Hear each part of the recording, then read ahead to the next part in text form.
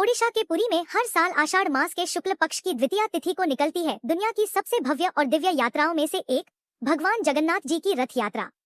लाखों श्रद्धालु, दूर दूर से आए भक्त गूंजते हुए जय जगन्नाथ के जयकारे और आस्था का ऐसा महासागर, जहां स्वयं भगवान अपने भक्तों के बीच आने के लिए मंदिर से बाहर निकलते हैं। रथ यात्रा का सबसे बड़ा संदेश यही है कि भगवान किसी एक स्थान या समुदाय तक सीमित नहीं है।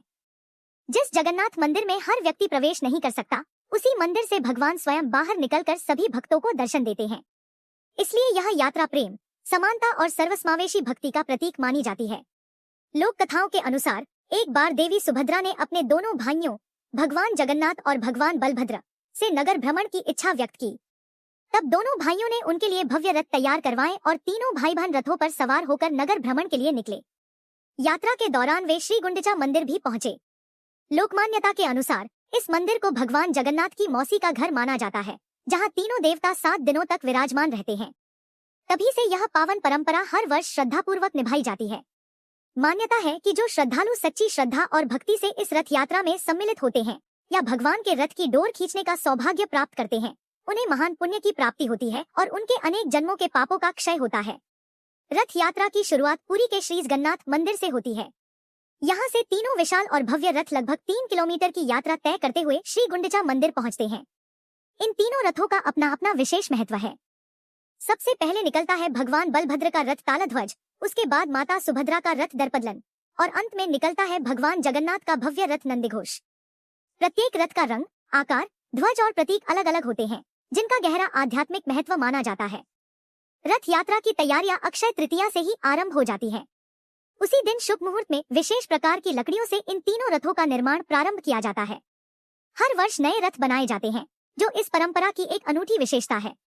यात्रा के दिन सुबह से ही पुरी की सड़कों पर श्रद्धालुओं का जनसैलाब उमड़ पड़ता है। हजारों भक्त मोटी मोटी रस्सियों को पकड़कर पूरे उत्साह और श्रद्धा के साथ रथ खींचते हैं। ढोलन गाड़ों की गूंज, शंखनाद, वैदिक मंत्रों का उच्चारण और जय जगन्नाथ के उद्घोष से पूरा वातावरण भक्तिमय हो उठता है। यात्रा के मार्ग में एक अत्यंत भावुक और प्रेरणादायक क्षण भी आता है। भगवान जगन्नाथ का रथ महान भक्त सालबेग की समाधि के सामने कुछ समय के लिए रुकता है। सालबेग मुस्लिम परिवार में जन्मे थे, लेकिन वे भगवान जगन्नाथ के अनन्य भक्त थे।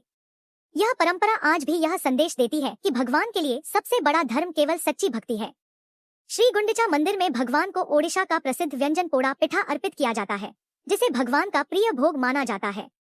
यह भोग मां के स्नेह, प्रेम और आत्मीयता का प्रतीक माना जाता है। 7 दिनों तक श्री गुंडिचा मंदिर में विराजमान रहने के बाद बहुधा यात्रा के माध्यम से भगवान पुनः अपने श्री मंदिर लौटते हैं।